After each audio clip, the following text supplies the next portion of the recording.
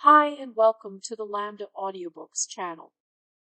You are listening to the audiobook Dracula by Bram Stoker. This chapter is titled Chapter 21, Dr. SEWARD'S Diary. Beginning chapter 3 October. Let me put down with exactness all that happened.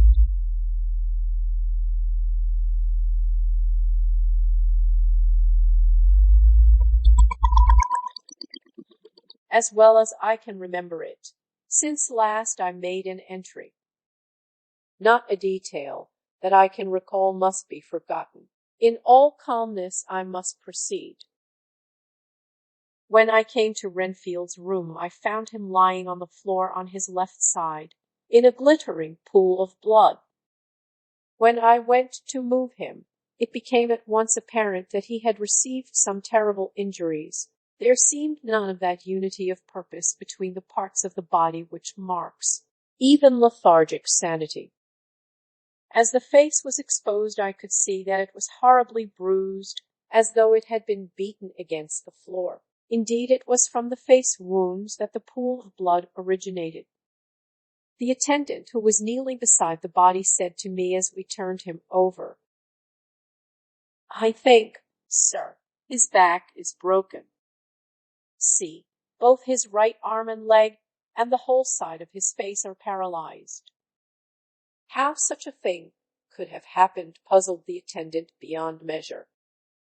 He seemed quite bewildered, and his brows were gathered in as he said, "I can't understand the two things.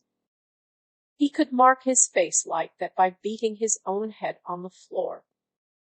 I saw a young woman do it once at the Eversfield Asylum before anyone could lay hands on her. And I suppose he might have broke his neck by falling out of bed if he got in an awkward kink.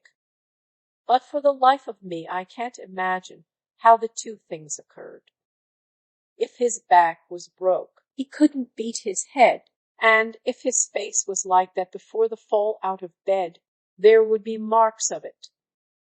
I said to him, "Go to Dr. Van Helsing and ask him to kindly come here at once. I want him without an instant's delay." The man ran off, and within a few minutes the professor, in his dressing gown and slippers, appeared. When he saw Renfield on the ground, he looked keenly at him a moment, and then turned to me. I think he recognized my thought in my eyes, for he said very quietly, manifestly for the ears of the attendant, a sad accident. He will need very careful watching and much attention. I shall stay with you myself, but I shall first dress myself. If you will remain, I shall in a few minutes join you." The patient was now breathing stertorously, and it was easy to see that he had suffered some terrible injury. Van Helsing returned with extraordinary celerity, bearing with him a surgical case. He had evidently been thinking, and had his mind made up, for, almost before he looked at the patient, he whispered to me, "Send the attendant away. We must be alone with him when he becomes conscious, after the operation." So I said, "I think that will do now, Simmons. We have done all that we can at present. You had better go round, and Dr. Van Helsing will operate. Let me know instantly if there be anything unusual anywhere." The man withdrew, and we went into a strict examination of the patient. The wounds of the face were superficial. The real injury was a depressed fracture of the skull, extending right up through the motor area.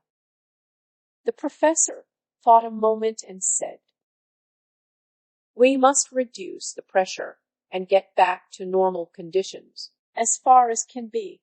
The rapidity of the suffusion shows the terrible nature of his injury. The whole motor area seems affected.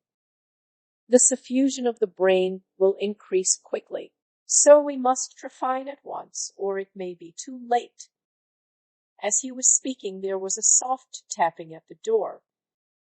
I went over and opened it, and found in the corridor without Arthur and Quincy in pajamas and slippers. The former spoke.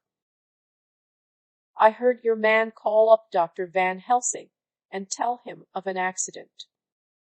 So I woke Quincy, or rather called for him, as he was not asleep. Things are moving too quickly and too strangely for sound sleep for any of us these times. I've been thinking that tomorrow night will not see things as they have been. We'll have to look back and forward a little more than we have done. May come in." I nodded and held the door open till they had entered. Then I closed it again. When Quincy saw the attitude and state of the patient, and noted the horrible pool on the floor, he said softly, "My God, what has happened to him? Poor devil." I told him briefly, and added that we expected he would recover consciousness after the operation, for a short time, at all events. He went at once and sat down on the edge of the bed, with Godalming beside him. We all watched in patience. "We shall wait," said Van Helsing, "just long enough to fix the best spot for trephining, so that we may most quickly and perfectly remove the blood clot, for it is evident that the hemorrhage is increasing." The minutes during which we waited passed with fearful slowness. I had a horrible sinking in my heart, and from Van Helsing's face I gathered that he felt some fear or apprehension as to what was to come. I dreaded the words that Renfield might speak. I was positively afraid to think, but the conviction of what was coming was on me, as I have read of men who have heard the death watch. The poor man's breathing came in uncertain gasps. Each instant he seemed as though he would open his eyes and speak, but then would follow a prolonged stertorous breath, and he would relapse into a more fixed insensibility. Inured as I was to sick beds and death, this suspense grew and grew upon me. I could almost hear the beating of my own heart, and the blood surging through my temples sounded like blows from a hammer. The silence finally became agonizing. I looked at my companions, one after another, and saw from their flushed faces and damp brows that they were enduring equal torture. There was a nervous suspense over us all, as though overhead some dread bell would peal out powerfully when we should least expect it. At last there came a time when it was evident that the patient was sinking fast. He might die at any moment. I looked up at the professor and caught his eyes fixed on mine. His face was sternly set as he spoke. "There is no time to lose. His words may be worth many lives. I have been thinking so, as I stood here. It may be there is a soul at stake. We shall operate just above the ear." Without another word, he made the operation. For a few moments the breathing continued to be stertorous. Then there came a breath so prolonged that it seemed as though it would tear open his chest. Suddenly his eyes opened and became fixed in a wild, helpless stare. This was continued for a few moments, then it softened into a glad surprise, and from the lips came a sigh of relief. He moved convulsively, and as he did so, said, "I'll be quiet, doctor. Tell them to take up the strait waistcoat. I have had a terrible dream, and it has left me so weak that I cannot move. What's wrong with my face? It feels all swollen, and it smarts dreadfully." He tried to turn his head, but even with the effort his eyes seemed to grow glassy again, so I gently put it back. Then Van Helsing said in a quiet, grave tone, "Tell us your dream, Mr. Renfield." As he heard the voice, his face brightened through its mutilation, and he said, "That is Dr. Van Helsing. How good it is of you to be here. Give me some water. My lips are dry, and I shall try to tell you. I dreamed." He stopped and seemed fainting. I called quietly to Quincy, "The brandy. It is in my study. Quick." He flew and returned with a glass, the decanter of brandy, and a carafe of water. We moistened the parched lips, and the patient quickly revived. It seemed, however, that his poor injured brain had been working in the interval, for, when he was quite conscious, he looked at me piercingly with an agonized confusion which I shall never forget, and said, "I must not deceive myself. It was no dream, but all grim reality." Then his eyes roved round the room, as they caught sight of the two figures sitting patiently on the edge of the bed. He went on, "If I were not sure already, I would know from them." For an instant his eyes closed, not with pain or sleep, but voluntarily, as though he were bringing all his faculties to bear. When he opened them, he said, hurriedly, and with more energy than he had yet displayed, "Quick, doctor, quick.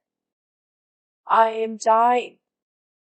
I feel that I have but a few minutes, and then must go back to death, or worse.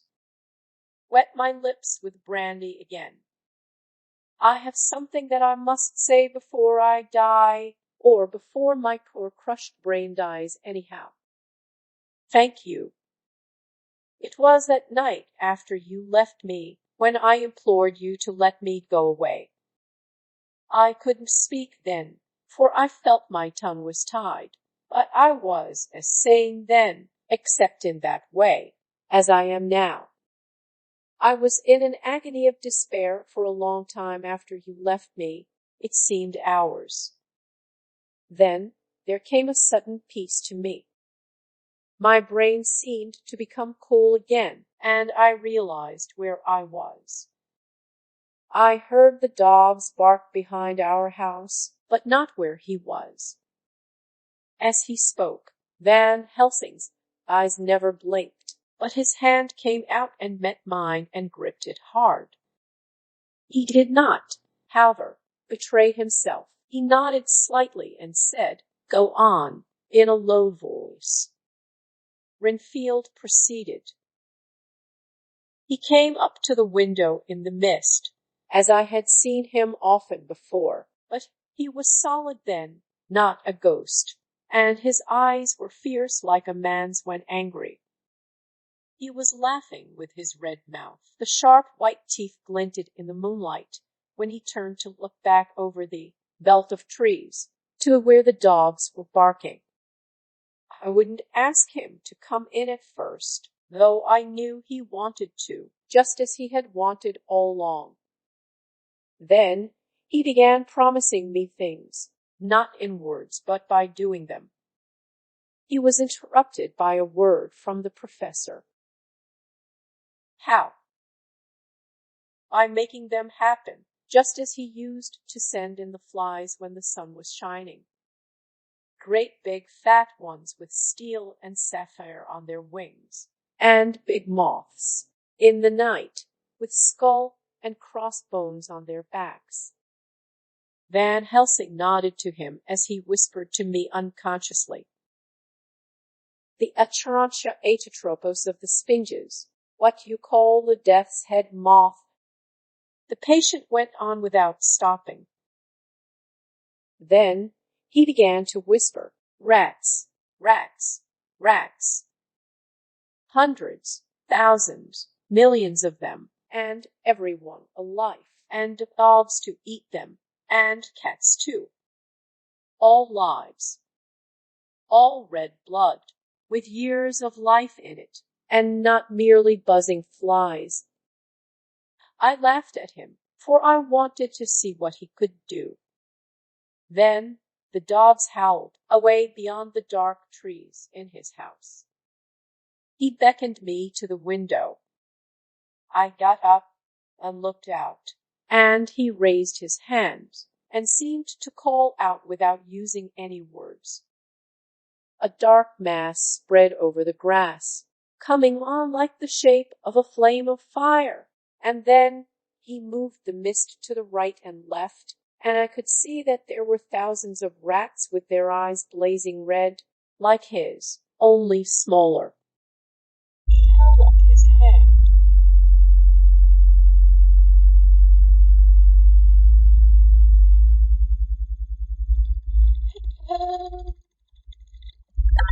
And they all stopped, and I thought he seemed to be saying, "All these lives will I give you, and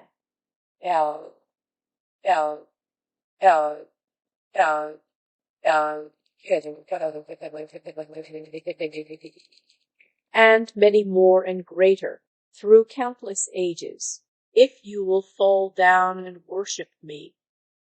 And then a red cloud, like the color of blood, seemed to close over my eyes, and before I knew what I was doing, I found myself opening the sash and saying to him, "Come in, Lord and Master." The rats were all gone, but he slid into the room through the sash, though it was only open an inch wide, just as the moon herself has often come in through the tiniest crack, and has stood before me in all her size and splendor. His voice was weaker, so I moistened his lips with the brandy again, and he continued, but it seemed as though his memory had gone on working in the interval, for his story was further advanced. I was about to call him back to the point, but Van Helsing whispered to me, "Let him go on. Do not interrupt him. He cannot go back." And maybe could not proceed at all if once he lost the thread of his thought. He proceeded.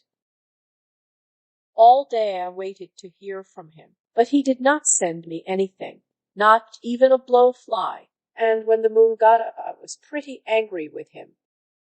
When he slid in through the window, though it was shut, and did not even knock, I got mad with him. He sneered at me, and his white face looked out of the mist with his red eyes gleaming, and he went on as though he owned the whole place, and I was no one. He didn't even smell the same as he went by me. I couldn't hold him. I thought that, somehow, Mrs. Harker had come into the room. The two men sitting on the bed stood up and came over, standing behind him so that he could not see them, but where they could hear better. They were both silent, but the professor started and quivered. His face, however, grew grimmer and sterner still. Renfield went on without noticing. "When Mrs. Harker came in to see me this afternoon, she wasn't the same. It was like tea after the teapot had been watered. Here we all moved, but no one said a word." He went on. "I didn't know that she was here till she spoke, and she didn't look the same. I don't care for the pale people. I like them with lots of blood in them, and hers had all seemed to have run out. I didn't think of it at the time, but when she went away I began to think, and it made me mad to know that he had been taking the life out of her." I could feel that the rest quivered, as I did, but we remained otherwise still. So when he came tonight I was ready for him. I saw a mist stealing in, and I grabbed it tight. I had heard that madmen had unnatural strength, and as I knew I was a madman, at times anyhow, I resolved to use my power. And uh, uh, uh, and he felt it too, for he had to come out of the mist to struggle with me.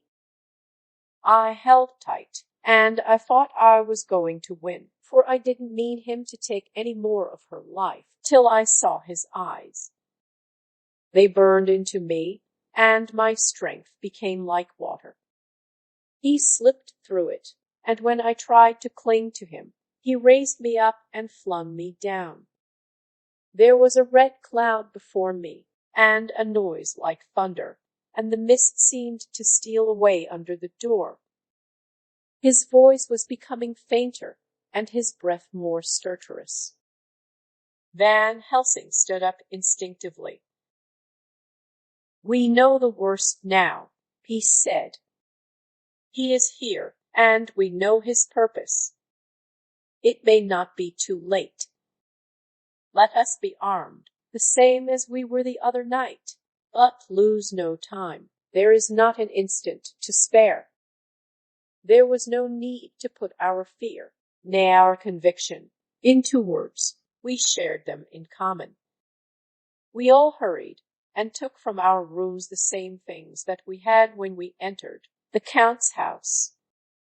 The professor had his ready, and as we met in the corridor, he pointed to them significantly as he said, "They never leave me, and they shall not till this unhappy business is over.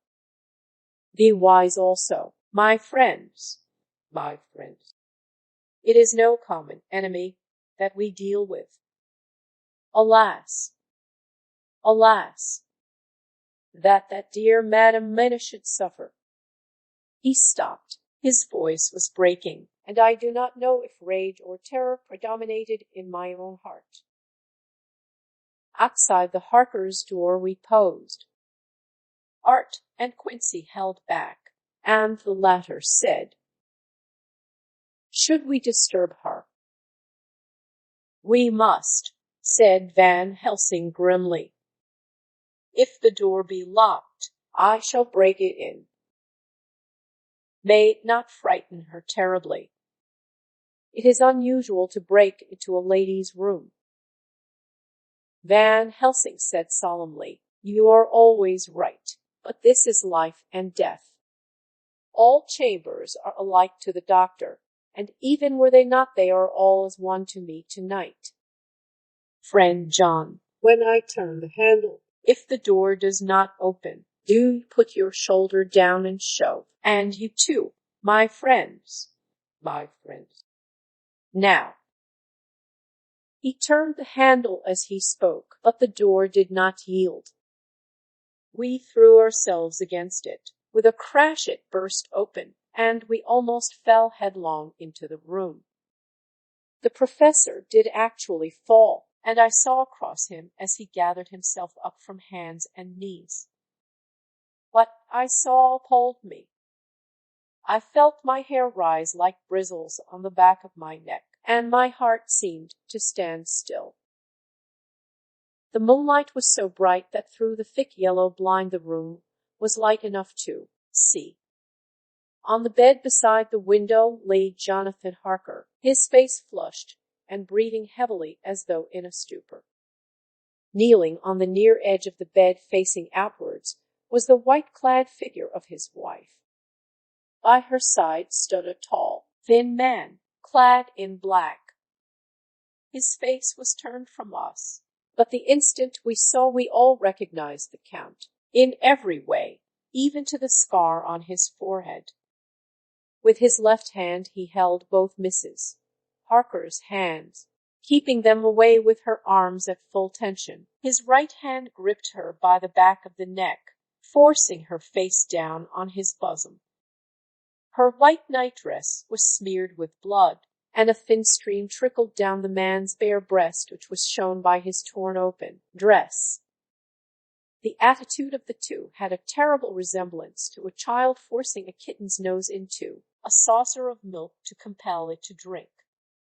As we burst into the room, the Count turned his face, and the hellish look that I had heard described seemed to leap into it. His eyes flamed red with devilish passion. The great nostrils of the white aquiline nose opened wide and quivered at the edge, and the white sharp teeth behind the full lips of the blood-dripping mouth champed together like those of a wild beast. With a wrench, which threw his victim back upon the bed as though hurled from a height, he turned and sprang at us. But by this time the professor had gained his feet, and was holding towards him the envelope which contained the sacred wafer. The Count suddenly stopped, just as poor Lucy had done outside the tomb, and cowered back. Further and further back he cowered, as we, lifting our crucifixes, advanced. The moonlight suddenly failed, as a great black cloud sailed across the sky, and when the gaslight sprang up under Quincy's match, we saw nothing but a faint vapor.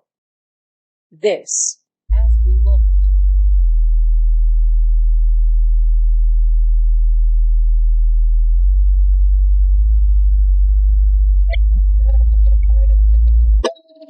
trailed under the door, which with the recoil from its bursting open had swung back to its old position. Van Helsing, Art, and I moved forward to Mrs. Harker, who by this time had drawn her breath and with it had given a scream so wild, so piercing, so despairing that it seems to me now that it will ring in my ears till my dying day.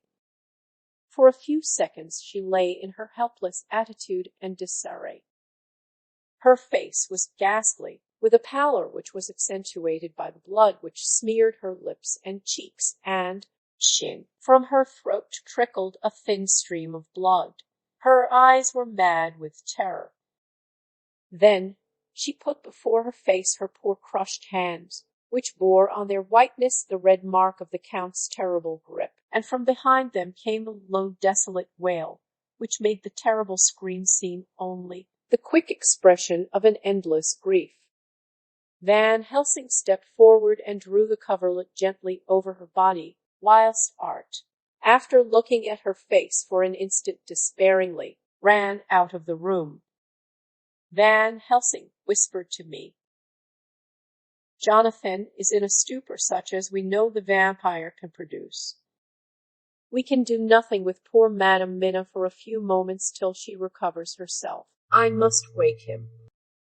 He dipped the end of a towel in cold water, and with it began to flick him on the face, his wife all the while holding her face between her hands and sobbing in a way that was heart-breaking to hear. I raised the blind and looked out of the window. There was much moonshine. As I looked, I could see Quincy Morris run across the lawn and hide himself in the shadow of a great yew tree. It puzzled me to think why he was doing this, but at the instant I heard Harker's quick exclamation as he woke to partial consciousness, and turned to the bed. On his face, as there might well be, was a look of wild amazement. He seemed dazed for a few seconds, and then full consciousness seemed to burst upon him all at once, and he started up. His wife was aroused by the quick movement, and turned to him with her arms stretched out, as though to embrace him. Instantly, however, she drew them in again, and putting her elbows together, held her hands before her face, and shuddered till the bed beneath her shook.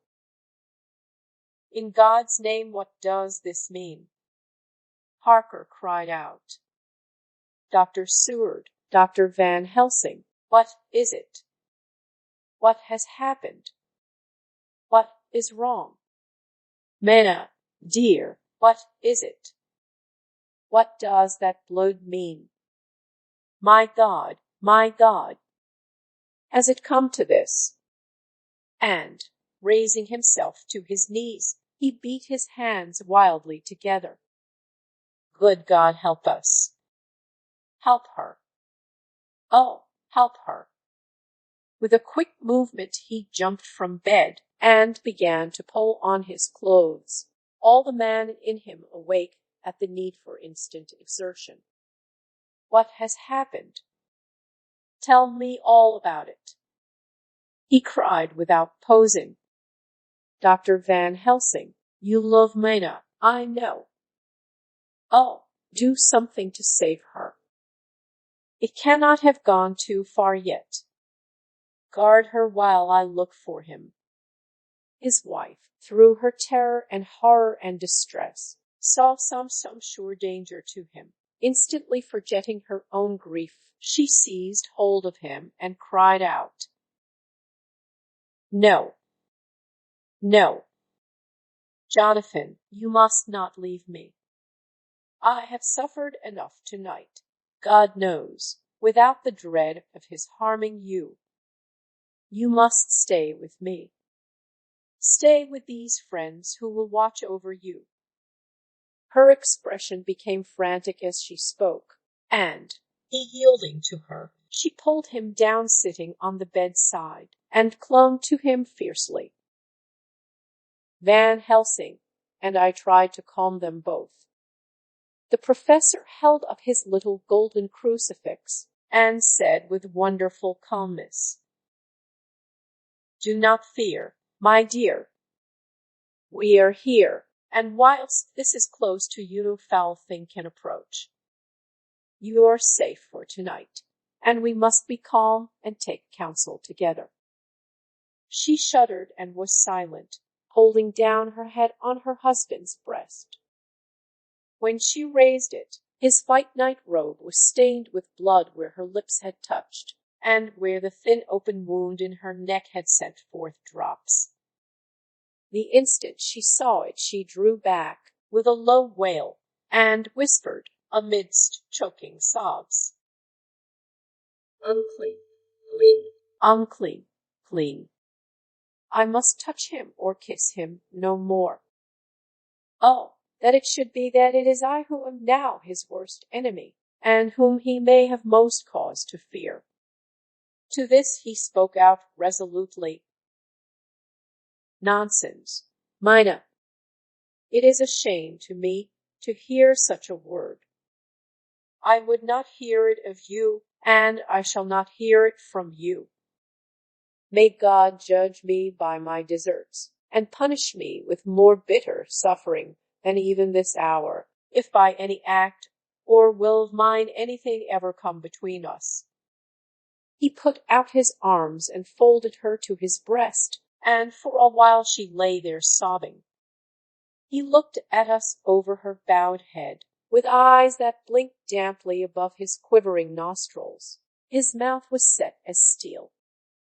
After a while her sobs became less frequent and more faint, and then he said to me, speaking with a studied calmness which I felt tried his nervous power to the utmost, And now, Dr. Seward, tell me all about it. Too well, I know the broad fact. Tell me all that has been. I told him exactly what had happened, and he listened with seeming impassiveness, but his nostrils twitched, and his eyes blazed as I told how the ruthless hands of the Count had held his wife in that terrible and horrid position, with her mouth to the open wound in his breast.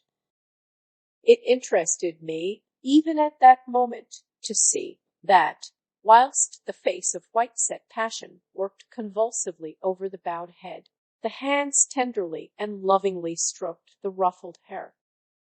Just as I had finished, Quincy and Godalming knocked at the door. They entered in obedience to our summons. Van Helsing looked at me questioningly. I understood him to mean if we were to take advantage of their coming to divert, if possible, the thoughts of the unhappy husband and wife from each other and from themselves. So on nodding acquiescence to him, he asked them what they had seen or done. To which Lord Godalming answered, I could not see him anywhere in the passage, or in any of our rooms. I looked in the study, but, though he had been there, he had gone. He had, however, he stopped suddenly, looking at the poor drooping figure on the bed. Van Helsing said gravely, Go on, friend Arthur. We want here no more concealments. Our, our hope now is in knowing all. Tell freely. So Art went on. He had been there, and though it could only have been for a few seconds, he made rare hay of the place. All the manuscript had been burned, and the blue flames were flickering amongst the white ashes. The cylinders of your phonograph, too, were thrown on the fire, and the wax had helped the flames. Here I interrupted. Thank God there is the other copy in the safe. His face lit for a moment, but fell again as he went on. I ran downstairs then, but could see no sign of him. I looked into Renfield's room, but there was no trace there except air. Yea. Again he paused. Go on, said Harker hoarsely. So he bowed his head and, moistening his lips with his tongue, added, except that the poor fellow is dead. Mrs. Harker raised her head. Looking from one to the other of us, she said solemnly, God's will be done. I could not but feel that Art was keeping back something, but, as I took it that it was with a purpose, I said nothing. Van Helsing turned to Morris and asked, And you, friend Quincy, have you any to tell? A little, he answered. It may be much eventually, but at present I can't say. I thought it well to know, if possible, where the Count would go when he left the house. I did not see him, but I saw a bat rise from Renfield's window and flap westward. I expected to see him in some shape go back to Carfax, but he evidently sought some other lair. He will not be back tonight, for the sky is reddening in the east, and the dawn is close. We must work tomorrow. He said the latter words through his shut teeth. For a space of perhaps a couple of minutes there was silence, and I could fancy that I could hear the sound of our hearts beating. Then Van Helsing said, placing his hand very tenderly on Mrs. Harker's head, And now, Madam Mina, poor, dear Madam Mina, tell us exactly what happened. What happened? God knows that I do not want that you be pained, but it is need that we know all. For now more than ever has all work to be done quick and sharp, and in deadly earnest. The day is close to us that must end all, if it may be so, and now is the chance that we may live and learn. The poor, dear lady shivered, and I could see the tension of her nerves as she clasped her husband closer to her and bent her head lower and lower still on his breast. Then she raised her head proudly and held out one hand to Van Helsing, who took it in his, and, after stooping and kissing it reverently, held it fast. The other hand was locked in that of her husband, who held his other arm thrown round her protectingly. After a pause in which she was evidently ordering her thoughts, she began. I took the sleeping draught which you had so kindly given me, but for a long time it did not act. I seemed to become more wakeful, and myriads of horrible fancies began to crowd in upon my mind, all of them connected with death, and vampires, with blood, and pain, and trouble. Her husband involuntarily groaned as she turned to him and said lovingly, Do not fret, dear. You must be brave and strong, and help me through the horrible task. If you only knew what an effort it is to me to tell of this fearful thing at all, you would understand how much I need your help. Well, I saw I must try to help the medicine to its work with my will, if it was to do me any good, so I resolutely set myself to sleep. Sure enough, sleep must soon have come to me, for I remember no more. Jonathan coming in had not waked me, for he lay by my side, when next I remember. There was in the room the same thin white mist that I had before noticed.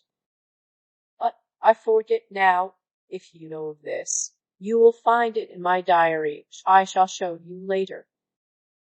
I felt the same vague terror which had come to me before, and the same sense of some presence. I turned to wake Jonathan, but found that he slept so soundly that it seemed as if it was he who had taken the sleeping draught, and not I. I tried, but I could not wake him. This caused me a great fear, and I looked around terrified. Then, indeed, my heart sank within me, beside the bed, as if he had stepped out of the mist, or rather as if the mist had turned into his figure, for it had entirely disappeared, stood a tall, thin man, all in black. I knew him at once from the description of the others. The waxen face, the high aquiline nose, on which the light fell in a thin white line, the parted red lips, with the sharp white teeth showing between, and the red eyes that I had seemed to see in the sunset on the windows of St. Mary's Church at Whitby.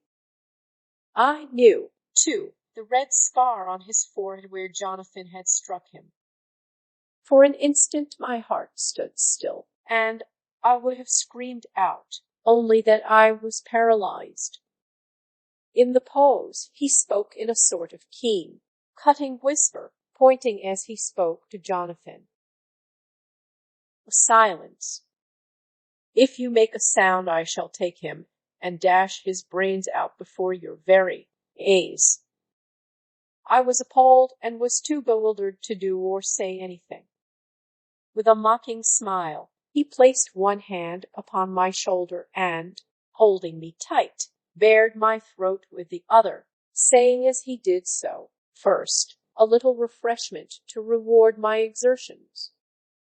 You may as well be quiet. Or the second, that your veins have appeased my thirst. I was bewildered, and, strangely enough, I did not want to hinder him. I suppose it is a part of the horrible curse that such is, when his touch is on his victim. And, oh, my God, pity me! He placed his reeking lips upon my throat. Her husband groaned again. She clasped his hand harder, and looked at him pityingly, as if he were the injured one, and went on. I felt my strength fading away, and I was in a half swoon. How long this horrible thing lasted I know not, but it seemed that a long time must have passed before he took his foul, awful, sneering mouth away. I saw it drip with the fresh blood. The remembrance seemed for a while to overpower her, and she drooped, and would have sunk down but for her husband's sustaining arm. With a great effort she recovered herself, and went on. Then he spoke to me mockingly, and so you, like the others, would play your brains against mine. You would help these men to hunt me and frustrate me in my designs. You know now, and they know in part already, and will know in full before long, what it is to cross my path. They should have kept their energies for use closer to home, whilst they played wits against me, who commanded nations, and intrigued for them, and fought for them. Hundreds of years before they were born, I was countermanding them. And you, their best beloved one, are now to me flesh of my flesh, blood my blood, kin of my kin, my bountiful wine press for a while, and shall be later on my companion and my helper. You shall be avenged in turn, for not one of them but shall minister to your needs. But as yet you are to be punished for what you have done. You have aided in thwarting me. Now you shall come to my call.